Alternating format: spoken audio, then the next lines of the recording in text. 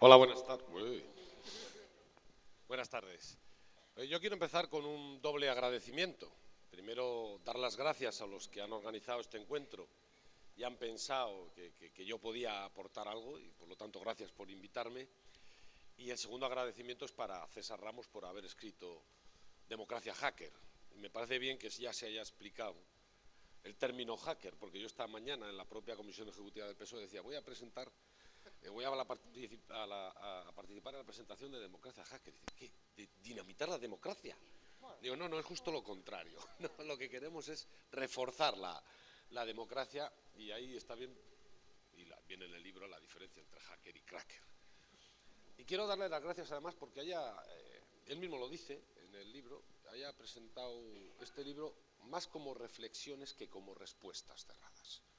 Claro, si hubiera presentado respuestas cerradas, sería contrario a la propia democracia hacker. Lo ha hecho también pensando en la utopía, y es fundamental, porque lo hace como un camino.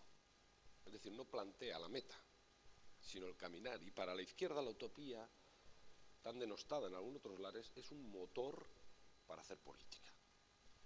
Y tercero, lo que nos ha hecho ver es que en este momento, tan importante como el fondo de la política, son las formas como hacemos la política.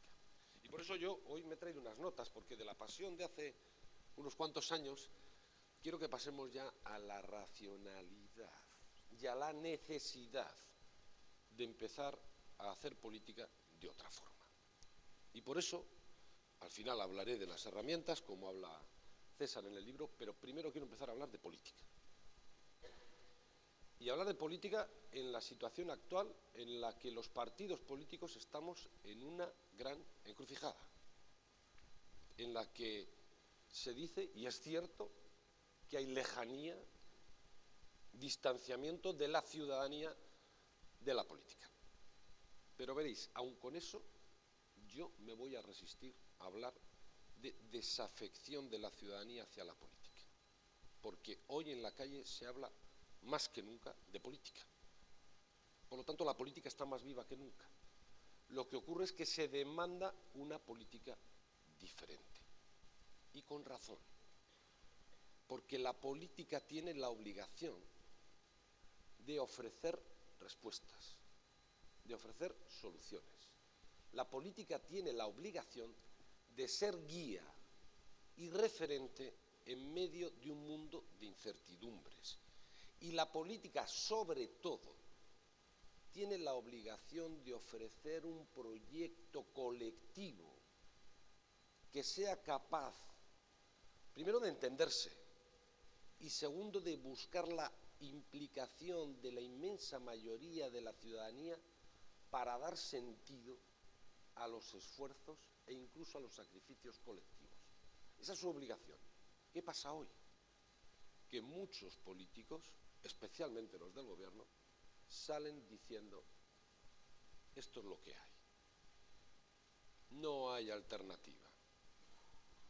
Necesitamos paciencia para ver si los asuntos se resuelven solos.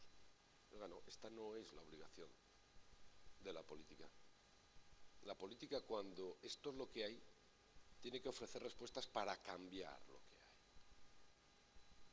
Y tiene que volver a recuperar esa cercanía con los ciudadanos. Yo diría que la situación que vivimos hoy, esa situación casi de fracaso colectivo que vive mucha gente en este país, es consecuencia de un triunfo y de un fracaso. Del triunfo del catecismo neoliberal, que se está aplicando e imponiendo desde hace muchos años en toda Europa y que, lejos de resolver nuestros problemas, los está agravando, y del fracaso, lo tengo que decir así, de la izquierda, especialmente de la socialdemocracia en Europa.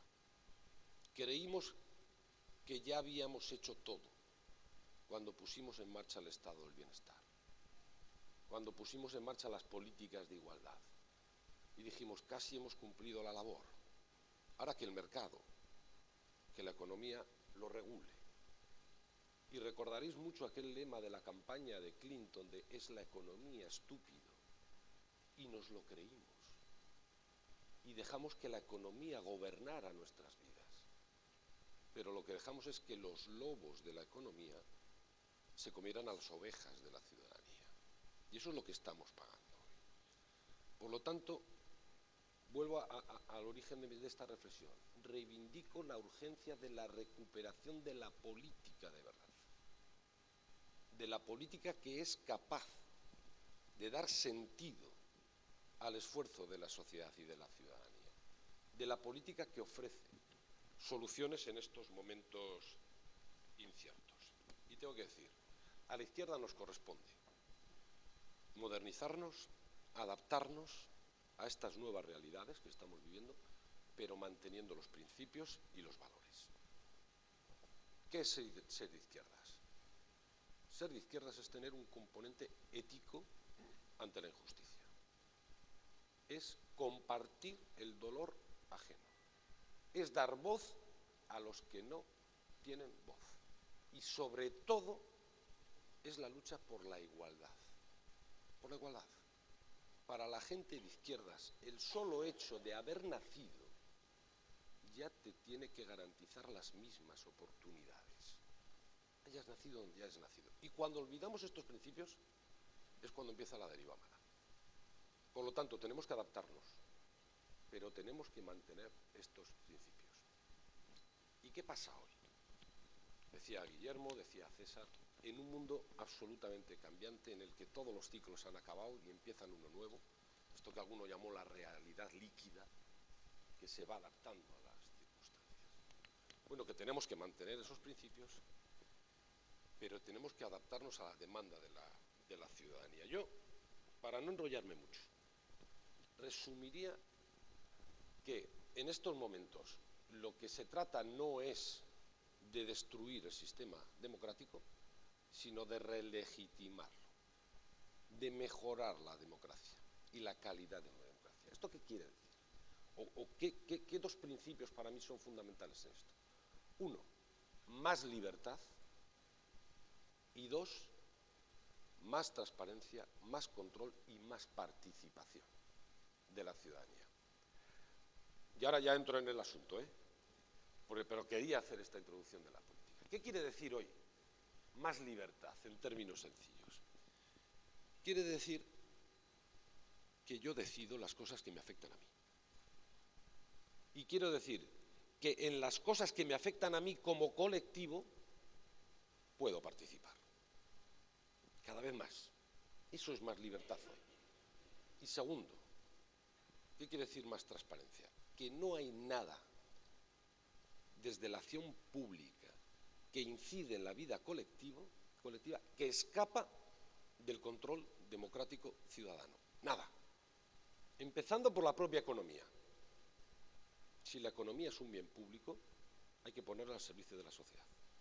Y no a la sociedad al servicio de la economía, como está pasando ahora.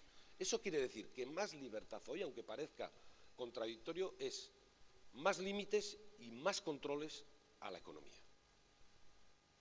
Para, como digo, ponerla al servicio de la sociedad. Más libertad significa más capacidad de los ciudadanos y de las ciudadanas para adoptar decisiones y para participar en la cosa pública. Y hoy, afortunadamente, tenemos instrumentos e herramientas que lo permiten. Se ha hablado aquí de ellas, de las redes sociales, de las TICs, de Internet. Yo pondré el ejemplo de lo que hicimos nosotros en los 3 años y medio que estuvimos en el gobierno vasco. Mirad, lo primero que pusimos en marcha es un gobierno abierto.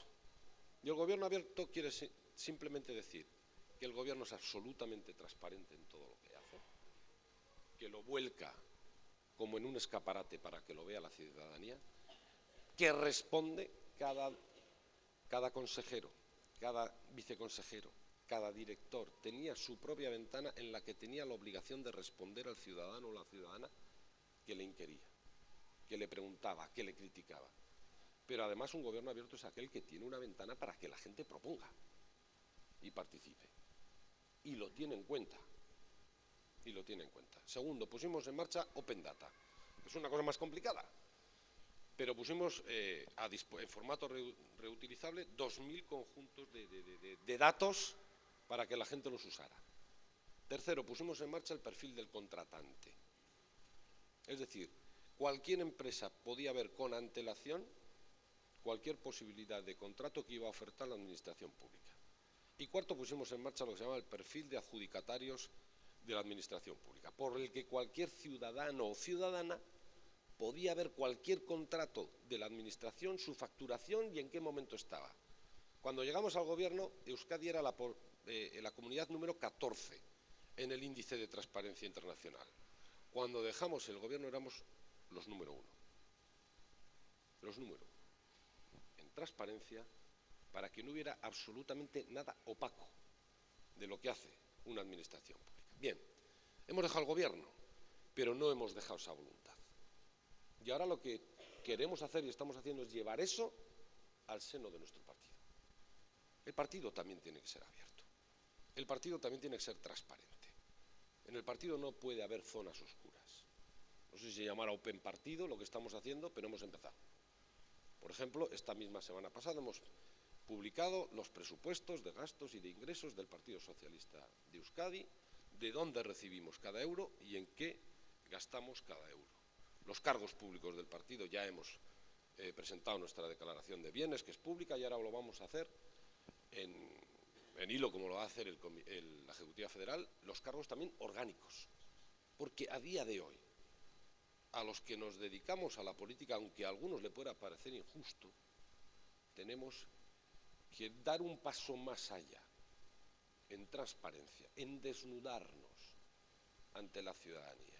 Y lo digo yo, que vengo del País Vasco, donde la gente no se ha dedicado precisamente a la política para enriquecerse, sino que se ha dedicado a la política arriesgando la vida para que podamos hacer política.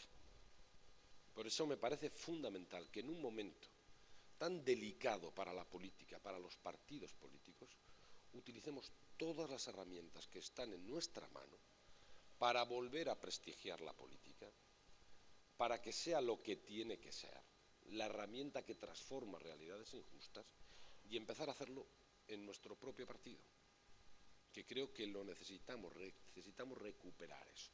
Y creo que en el libro de César, que está lleno de decálogos, de cosas en las que se puede hacer desde las administraciones públicas, desde los parlamentos, desde las organizaciones políticas, desde la propia ciudadanía, es un buen referente para el debate.